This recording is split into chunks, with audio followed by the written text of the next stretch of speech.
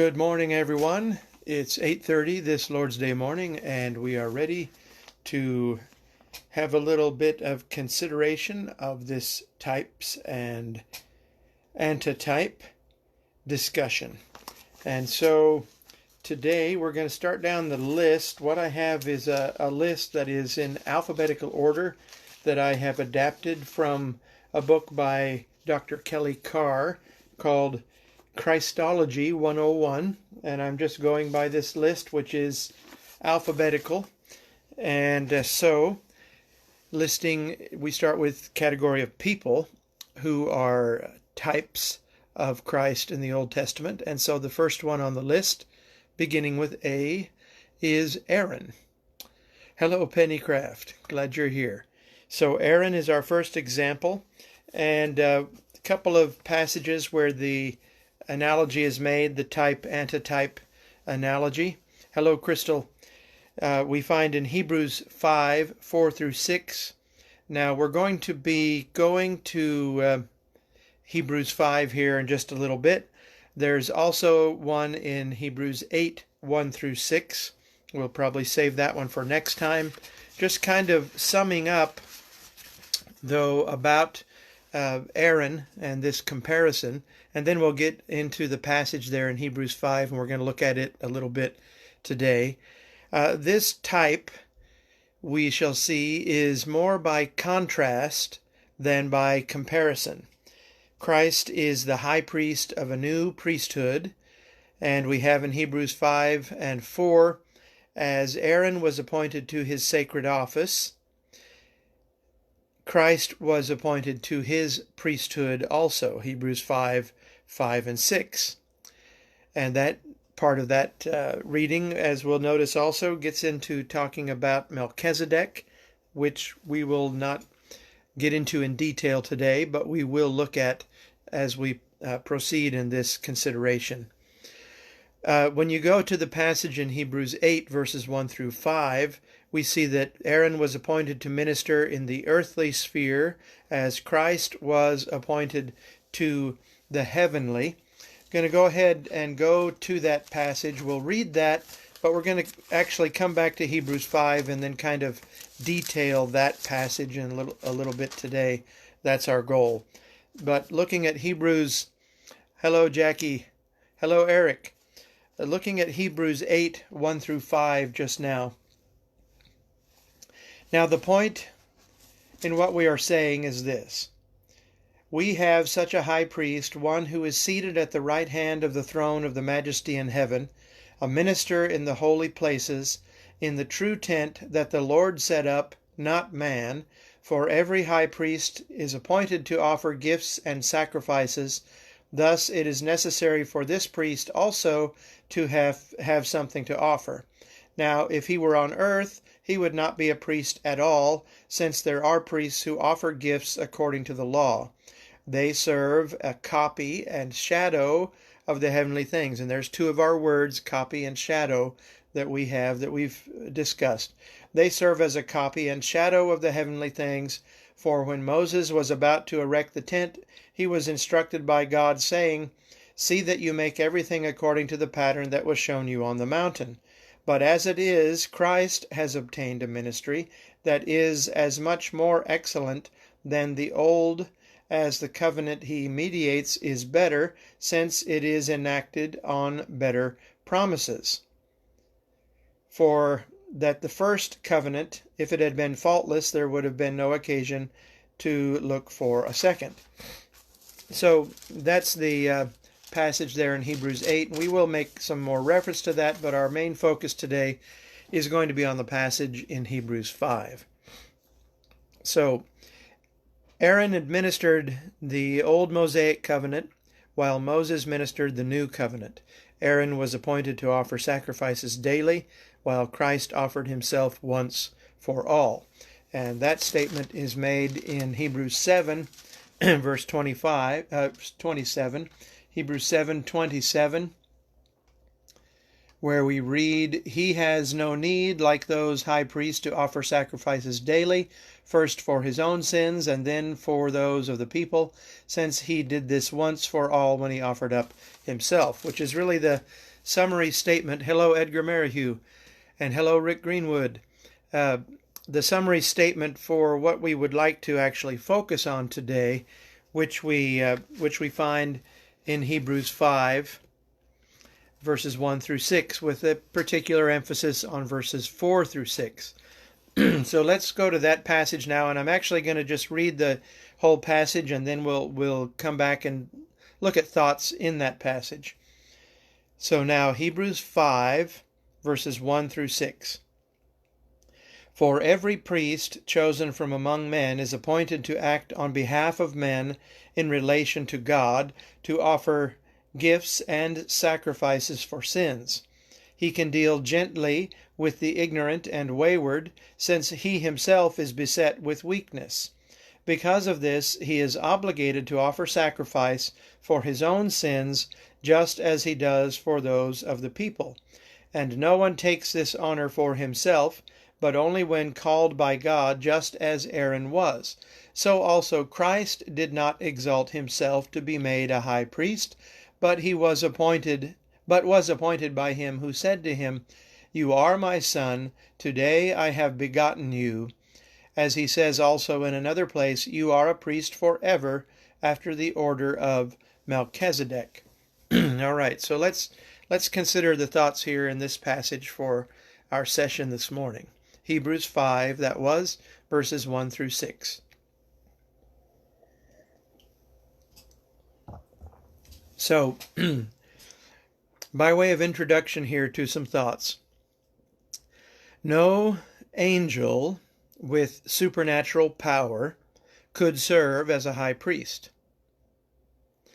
Only men with weaknesses of humanity could serve as a high priest. And that's the point that is made in verse 2, which we'll come back and look at. Also, the idea is reiterated in chapter 7 of Hebrews, verse 8, where it says, in the one case, tithes are received by mortal men, but in the other case, by one of whom it is testified that he lives.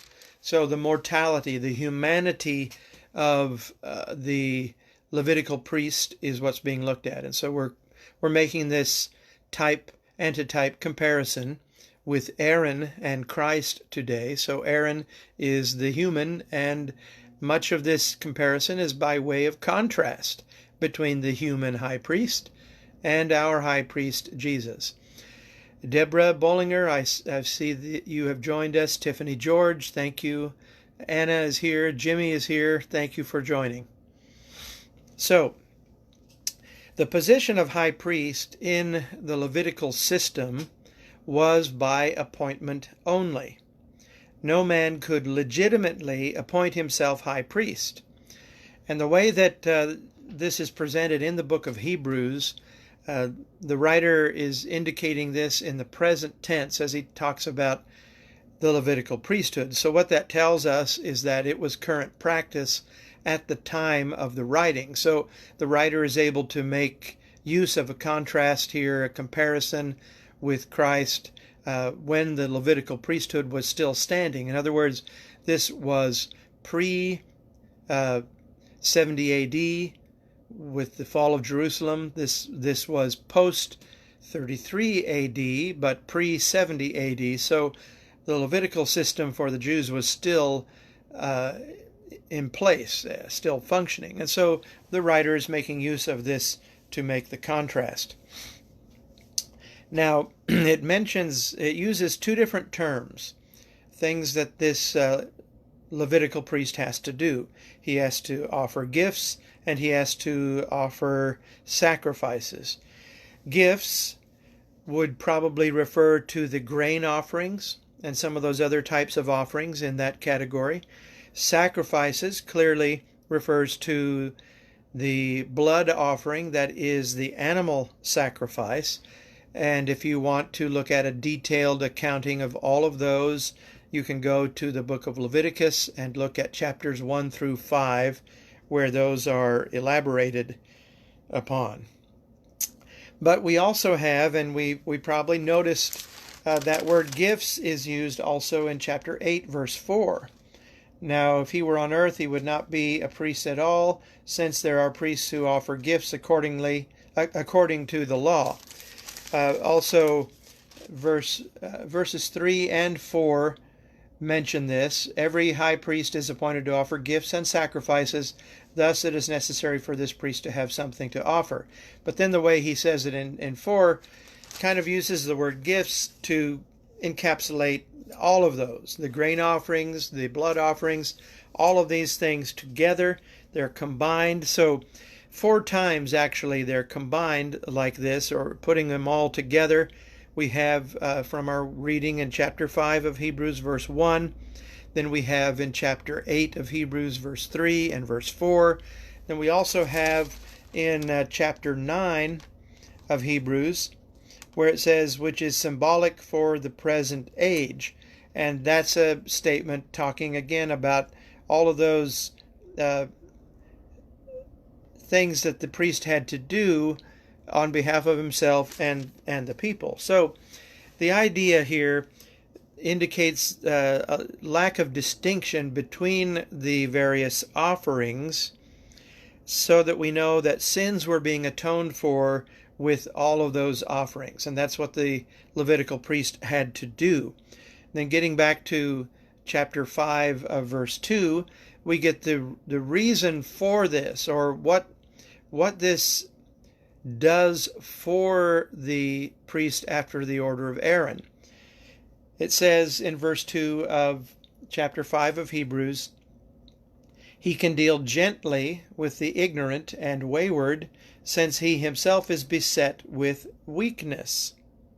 And so because of that, he's obligated to do those sacrifices. But the offering of these sacrifices, hello, Nancy Groves. Well, let's see. No, you're commenting somewhere else. I hope you're seeing this.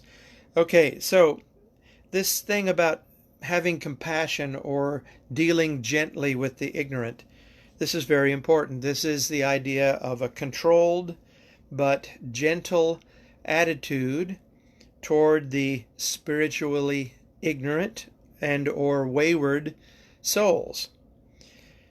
Things like impatience, things like loathing, things like indignation, they have no place in the priestly service. Edgar Merrihew says, love those Old Testament lessons to help us better understand the New Testament. Type, figure, shadow. Yes, indeed. That's what we're enjoying out of this. And I want to say hello to Tom Sizemore, and Terry Stearman is watching. Thank you, Terry. What do you think of my haircut, Barber? It's a little touch-up by my son. Okay, so moderation, gentleness on the part of the priest, the high priest, is what is being looked at. And this comes from the knowledge, the realization of one's own human frailty. The priest would be reminded of his own sins, his own flaws, every time he made those offerings for himself. So he had to make these offerings for himself to put him in the right frame of mind to make the offerings for the people. In verse 4 of our passage in Hebrews 5, it says that the priest was called by God.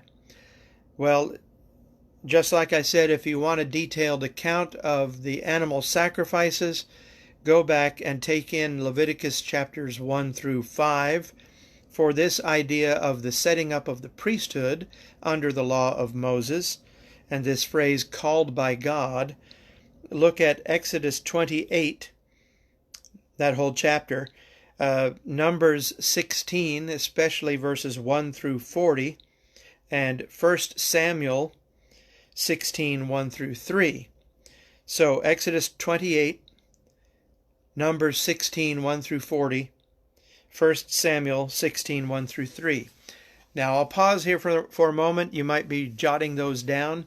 I I appreciated your thought, Edgar. I appreciate anyone's thoughts if they would like to interject them or a question. We'll pause here for a moment if there is a thought or a question that anyone would like to share. Hello, Rena. Any thoughts from anyone? I'll wait just a moment.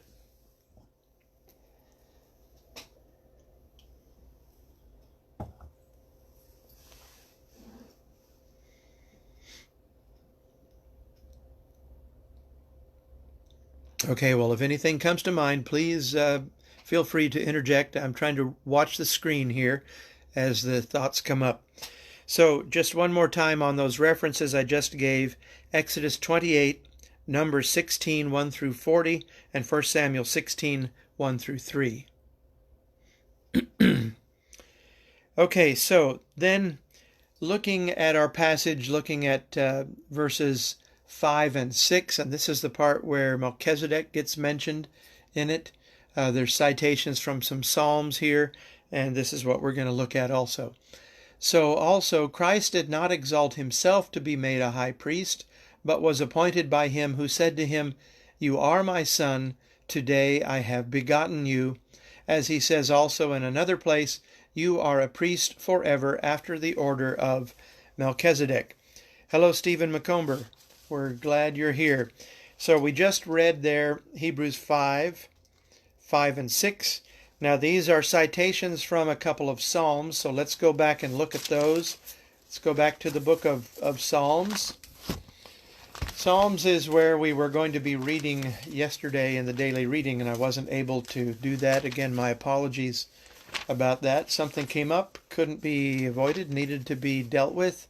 I didn't have opportunity to let anybody know that I wasn't going to be available until way past. But we'll return. We're going to be reading in Job later this afternoon, and we'll also make up the reading in Psalms. But Psalm 2 and 7 is one of the citations here. And I would like to go ahead and read the whole psalm here, Psalm 2. Why do the nations rage, and the peoples plot in vain? The kings of the earth set themselves, and the rulers take counsel against the Lord, against his anointed. Now that's the word Messiah or Christ, saying, "Let us burst their bonds apart and cast away their cords from us. He who sits in the heavens laughs. The Lord holds them in derision. Then he will speak to them in his wrath and terrify them in his fury, saying, As for me, I have set my king on Zion, my holy hill. I will tell of the decree. The Lord said to me, You are my son. Today I have begotten you. Ask of me, and I will make the nations your heritage, and the kings of the earth your possession. You shall break them with a rod of iron, and dash them in pieces like a potter's vessel. Now therefore, O kings, be wise, be warned, O rulers of the earth. Serve the Lord with fear, and rejoice with trembling. Kiss the Son, lest he be angry, and you perish in the way, for his wrath is quickly kindled. Blessed are all who take refuge in him. So that's clearly a messianic psalm, and the whole thing is characterized by this, but the citation, the quote itself that we find in Hebrews 5 is found in verse 7. I will tell of the decree. The Lord said to me, You are my son. Today I have begotten you. And also the writer of Hebrews is drawing from another psalm, which is Psalm 110. And verse 4 is the citation, but I'm going to again read this whole psalm, Psalm 110. The Lord says to my Lord, Sit at my right hand until I make your enemies your footstool. The Lord sends forth from Zion your mighty scepter. Rule in the midst of your enemies. Your people will offer themselves freely on the day of your power, in holy garments. From the womb of the morning, the dew of your youth will be yours. The Lord has sworn and will not change his mind. You are a priest forever, after the order of Melchizedek. The Lord is at your right hand. He will shatter kings on the day of his wrath. He will execute judgment among the nations, filling them with corpses. He will shatter chiefs over the wide earth. He will drink from the brook by the way, therefore he will lift up his head. Again, messianic in nature, this psalm, clearly. And the citation in Hebrews 5 is found in verse 4. Again, the Lord has sworn and will not change his mind. You are a priest forever after the order of Melchizedek. By quoting from these psalms, the writer of Hebrews demonstrates that Christ's sonship, and we get the idea of sonship very early in the book of Hebrews. Let's go back over to Hebrews and go to chapter 1.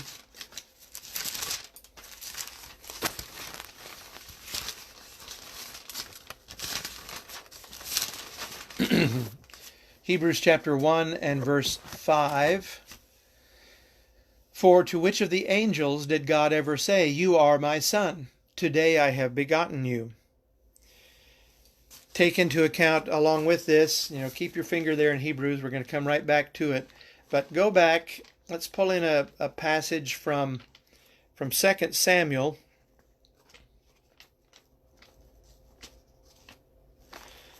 Second Samuel chapter 7 and verse 14. 2 Samuel 7:14. I will be to him a father, and he shall be to me a son. When he commits iniquity, I will discipline him with the rod of men, with the stripes of the sons of men. Now, if you look at the context of 2 Samuel 7:14, these are words of the Lord coming through the prophet Samuel, being delivered to David. And Nathan is the one speaking to David, but it's the word of God being delivered. But notice the way that the sonship is indicated. Now, David could be considered a son of God in the idea that he is a follower of God, a faithful servant of God. But the idea here of sonship is predicated upon the obedience of David to carry out the task that he is supposed to perform as being king, being faithful to God in all his house. Let me read that one more time. This is 2 Samuel 7 and 14. I will be to him a father, and he shall be to me a son. When he commits iniquity, I will discipline him with the rod of men, with the stripes of the sons of men. So he will be, because the Lord is counting on him being obedient. If he is not obedient, he's going to discipline him like a father would a son when he is not obeying.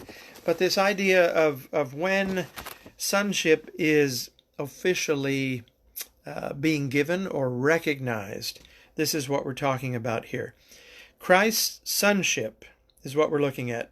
Son is a title that Christ received. Christ represented, Christ expressed his voluntary submission. He, as the second person of the Godhead, is submitting to the first person of the Godhead.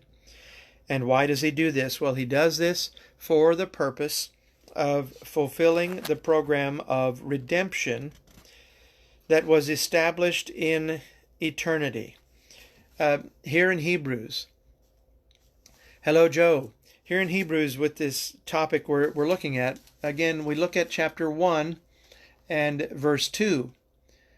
But in these last days he has spoken to us by his Son, whom he appointed the heir of all things, through whom also he created the world.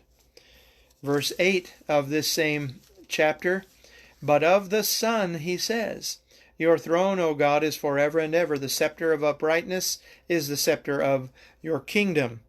Look also at chapter 3 of Hebrews, verse 6.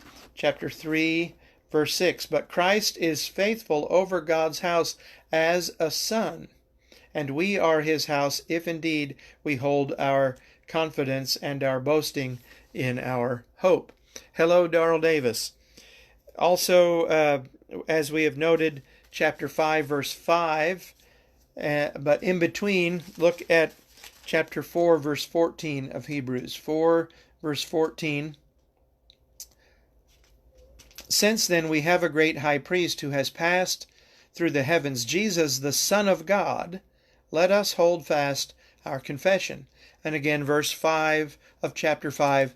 So also Christ did not exalt himself to be made a high priest, but was appointed by him who said to him, You are my son, today I have begotten you. Chapter 6 of Hebrews and verse 6. Hebrews 6:6. And then have fallen away to restore them again to repentance, since they are crucifying once again the Son of God to their own harm and holding him up to contempt. Chapter 7 of Hebrews and verse 3. Hebrews 7, verse 3. He is without father or mother or genealogy, having neither beginning of days nor end of life, but resembling the Son of God, he continues as a priest forever. And that's talking about the resemblance, the type that Melchizedek showed in the Old Testament. And that's another comparison we will make for another day. But resembling, it says, resembling the Son of God. There's only, we know who it's talking about when it's saying Son of God. And we're looking at this idea of sonship. Also verse 28 of that 7th chapter of Hebrews. For the law appoints men in their weakness as high priests, but the word of the oath which came later than the law appoints a son who has been made perfect forever. Chapter 10 of Hebrews. Chapter 10, verse 29. Hebrews chapter 10, verse 29. How much worse punishment do you think will be deserved by the one who has trampled underfoot the Son of God and has profaned the blood of the covenant by which he was sanctified and has outraged the Spirit of grace? And finally, chapter 11 of Hebrews. Hebrews chapter 11, verse 17. By faith Abraham, when he was tested, offered up Isaac, and he who had received the promises was in the act of offering up his only son. We'll talk more about Abraham later in that comparison. But again, there's the sonship thing, the idea of sonship. Back up and take in one more, if you would. So go to the book of 2 Timothy. 2 Timothy chapter 1. We want to look at verse 9. 2 Timothy 1, verse 9. Who saved us and called us to a holy calling, not because of our own works, but because of his own purpose and grace, which he gave us in Christ Jesus before the ages began. So that is talking about the purpose of Christ submitting himself to this sonship. Hello, Mark Griffin. Thanks for joining. So that was a series of scriptures throughout the book of Hebrews, as we have this focus today on Hebrews 5, 1 through 6, looking at this idea of sonship. So let's continue to examine that concept a little bit. There's a lot of other New Testament references that bring this out. We have focused only really on the ones in the book of Hebrews here today. But Christ's sonship is expressed. And again, looking to the citations that the writer of Hebrews makes there in chapter 5, when he takes from Psalm 2 and from Psalm 110. And also there's a thought in in Proverbs 30 and 4. I won't go and read that just now, but Proverbs 30 and 4, if you want to write that down, also ties right in. But looking at the citations in Psalms, this idea of sonship here, the word today is indicated. And that's why I was looking at the 2 Samuel passage in regard to David. Hello, Dan. And the way that sonship is predicated upon obedience. There's a task to perform. Something must be fulfilled. Things are falling into place. And that's what it is talking about. Today indicates that God's Son was being born, was born in a point of time. Now, he was always God, like we just read there in 2 Timothy. but he fulfilled his role as Son in space and time at his incarnation, and this was affirmed by his resurrection as well. Let's take a look at Romans for a moment.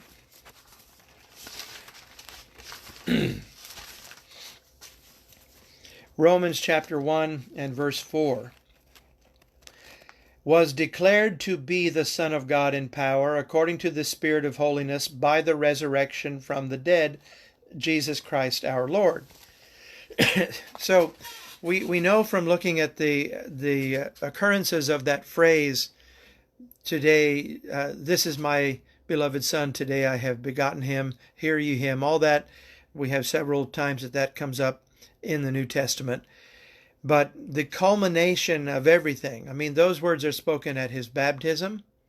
Those words are spoken in prophetic utterance in the book of Psalms prior to his being born of Mary. They're spoken in conjunction with his being born of Mary. But the absolute finality here being represented in Romans, showing the Messiah's victory over death, his conquering death, because he resurrected. So these are the thoughts all connected with this sonship concept. So looking at it the way the Hebrew writer presents this, Christ's priesthood and his sonship were both by divine appointment. That means that both titles are titles of subordination. Now, this subordination is not to be regarded in essence or nature, but it is in regard to the fulfillment of the program of redemption. Hello, Jay Husky. Thanks for dropping by. So neither office diminishes the eternal deity of Christ or the equality within the Godhead. Both offices had a beginning, and it's noteworthy that Psalm 2 recognizes the Son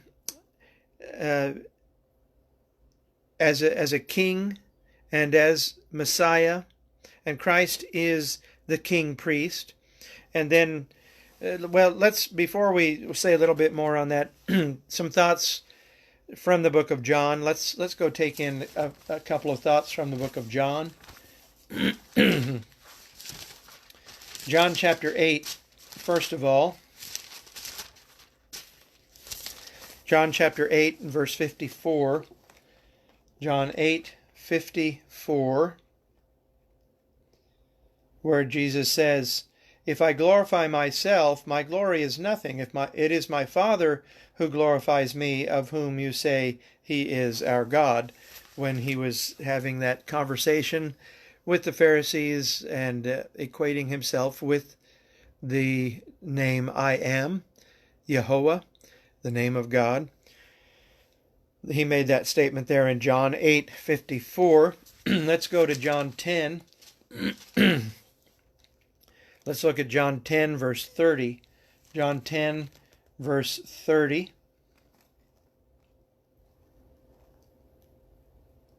I'll read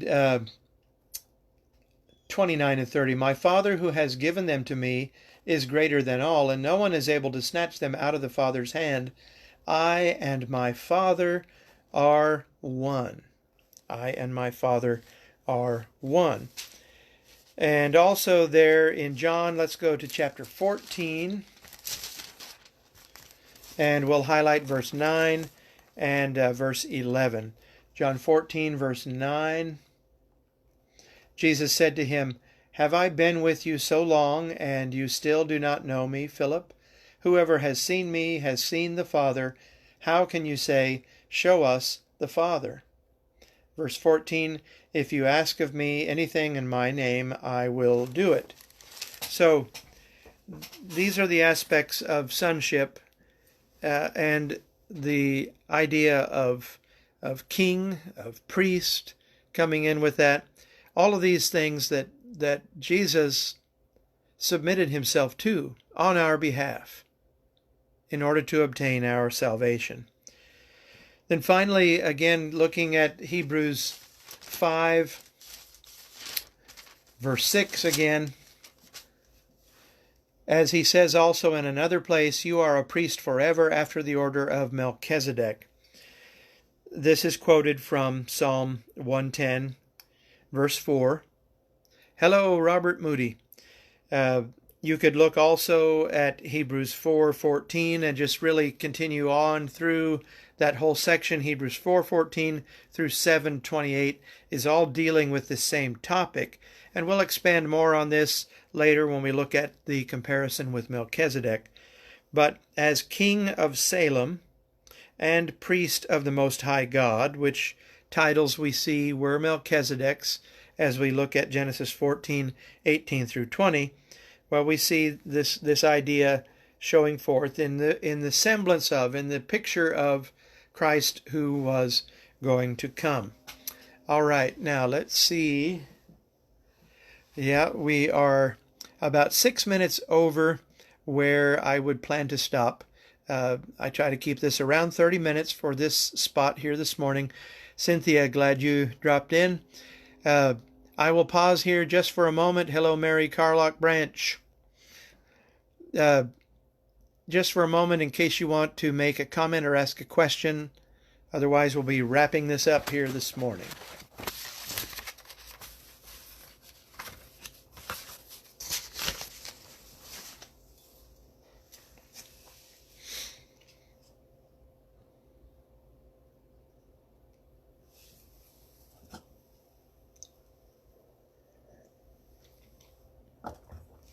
Okay, well, the plan is at 3 p.m. today, I will be back and we'll do the reading.